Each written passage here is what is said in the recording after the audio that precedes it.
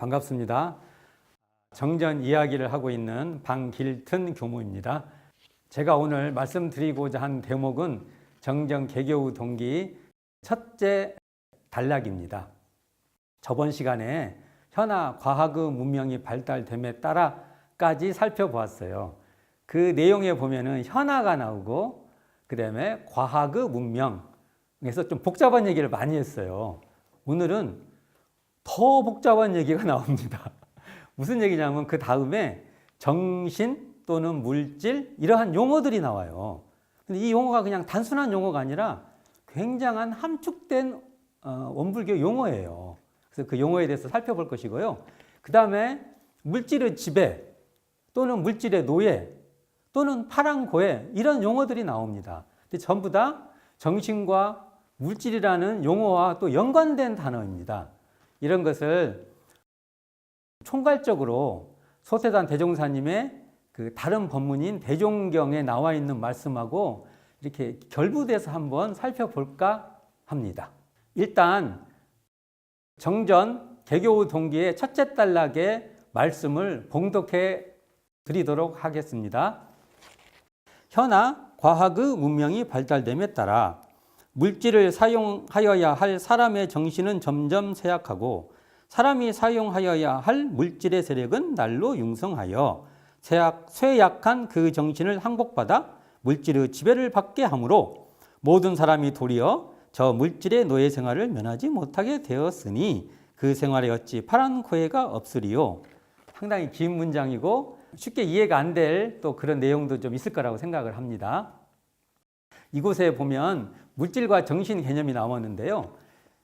개교 동기의 중심 테마는 바로 물질과 정신의 그 위치입니다.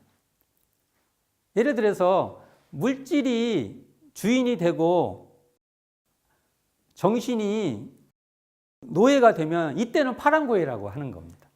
개교 동기의 정신과 물질의 개념의 위치가 중요합니다. 만일 정상은 뭘까요?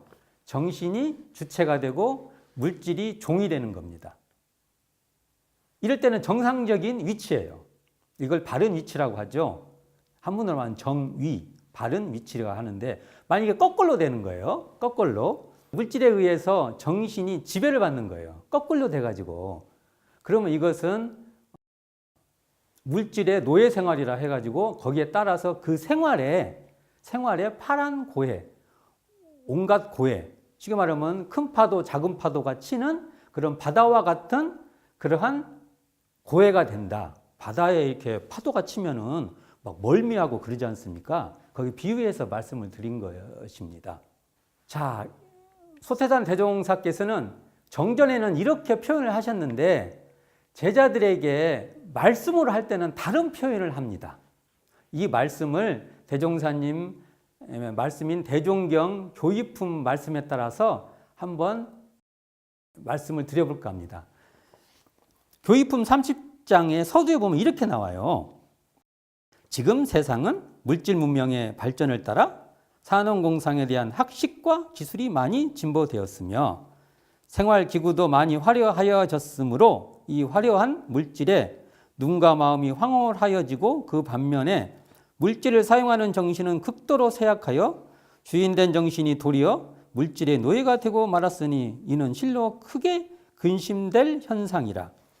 이 말씀은요, 사실은 오늘 다루고자 하는 개교 동기 첫째 단락을요, 다르게 표현하신 거예요. 한번 살펴볼까요? 개교 동기의 현아 과학의 문명이 발달됨에 따라를 어떻게 표현하냐면요. 지금 세상은 물질 문명의 발전을 따라 이렇게 달리 표현한 거예요. 또는 물질을 사용해야 할 사람의 정신은 점점 쇠약해지고 이 말은요. 물질을 사용하는 정신은 극도로 쇠약하여 라고 표현을 달리 하신 거예요. 기타 등등 여러 그 말씀을 달리 표현하셨는데 이 내용을 보면은 결국은 정신과 물질이라고 소태산 대종사께서 말씀해 주신 그 개념이 있어요. 그 함축된 개념. 그 개념에서 위치가 어디에 있냐에 따라서 고해와 낙원이 형성된다는 그 말씀입니다. 상당히 이건 이제 그 개념 파악이 돼야 돼서요. 다음 시간에 아주 구체적으로 한번 말씀을 드릴까 합니다. 오늘은 이 분위기만 한번 이렇게 스케치를 한번 해보는 거예요. 이게. 이어서 또 어떻게 말씀을 하시냐면요. 대종경 교육품 30장의 다음 대목입니다. 이 세상에 아무리 좋은 물질이라도 사용하는 마음이 바르지 못하면 그 물질이 도리어 악용되고 마는 것이며 아무리 좋은 재주와 박람박식이라도 그 사용하는 마음이 바르지 못하면 그 재주와 박람박식이 도리어 공중에 해독을 주게 되는 것이며 아무리 좋은 환경이라도 그 사용하는 마음이 바르지 못하면 그 환경이 도리어 죄업을 돕지 아니하는가 라고 소태단 대종사님께서 구체적으로 부연해 주십니다. 생활의 기구들이 많이 발전되고 산업공상의 기술, 학술, 그리고 또 박람박식이라는 건 이런 거죠. 두루 살펴가지고 지식이 많은 겁니다. 이런 것들이 아무리 돼도 마음이 바르지 못하면 문제가 된다는 내용이에요. 근데 이건 쉬운 말 같지 않습니까? 너무 당연한 말 같고. 그러나 여기에는 그 어떤 간단한 설명을 통해서 굉장히 깊숙한 얘기를 하는 거예요. 그냥 이렇게 표면적인 우리가 이해하는 차원이 아니고 이걸 통해서 좀 더 본질적인 얘기를 하는 겁니다. 자, 그러면 지금까지 얘기를 조금 이제는 지금부터는 조금 더 사상적인 얘기로 더 들어가 볼까 합니다. 정리한다는 마음으로 제가 말씀을 드릴게요. 정신과 물질의 관계는 세 가지 관점에서 살펴볼 수 있습니다. 하나는 이론론적 관점입니다. 정신과 물질이 같은 겁니다. 정신이 물질이고 물질이 정신입니다. 이런 관점은 어디에 있냐면요. 이론상 진리장, 앞으로 우리 원불교 교리를 공부해보면 이론상 진리장이 나와요. 그 자리에서는요.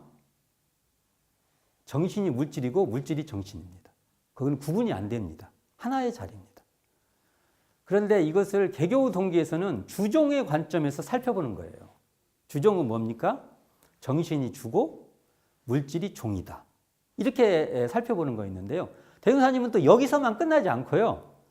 우리가 문명적 차원이나 우리의 생활을 할 때는 정신과 물질이 병행돼야 된다. 이걸 다른 표현으로 정신 문명과 물질 문명이 병행돼야 된다. 또는 수도하는 정신과 그다음에 의식주 생활하는 물질이 또 병행돼야 된다. 이렇게 또 달리 표현하고 있습니다. 그러나 개교동기에서는 정신과 물질을 주종 관계로 보는 겁니다. 그런데 이 내용에는요, 사실은 이론론적 관점과 이 생활상에서는 병행돼야 되는 관점이 밑에 깔려 있습니다. 자, 그런 관점에서 개교동기를 이해할 필요가 있습니다. 제가 개교동기에서 물질과 정신을 주종관계로 설명을 하는 것이 주된 해석이라고 말씀을 드렸죠. 이와 유사한 질문을 합니다. 정산종사님께서 종법사에 계실 때 많은 분들이 와서 원불교는 그때가 해방되고 나서 얼마 안 있을 때라 이념 논쟁들이 벌어져요. 우리가 잘 알고 있는 당신들은 유물론입니까? 아니면 유심론입니까? 이런 걸 물을 거 아닙니까? 그러니까 정산종사님께서 뭐라고 대답을 하시냐면 우리는 물과 심이 하나인 자리나 운영하는 면에서 보면 심이 마음이죠. 심이 체고 이게 주체가 되는 거죠. 체고 그 물은 용으로 삼는다. 그와 같은 흐름의 말씀을 해 주십니다. 여기서도 보면은 정산종사님께서 한편으로는 이론상 진리장에서 정신과 물질이 구분이 안 되는 그 하나인 자리를 바탕을 하면서도 운영하는 입장에서는 정신을 주로 삼고 물질을 종으로 삼는 그런 개교동기의 차원의 말씀을 그 질문에서 대답을 해 주신 것이죠. 자, 그렇다면 이 장에서 파란 고해가 나왔죠. 파란 고해. 아까 말씀드렸죠. 큰 파도, 작은 파도. 제가 울릉도에 한번 그 가족들하고 여행을 갔는데요. 혼났습니다. 왜요? 파도가 치니까. 그래서 파도라는 게 이런 거구나. 우리 삶에서 파도가 치면 굉장히 힘들지 않습니까?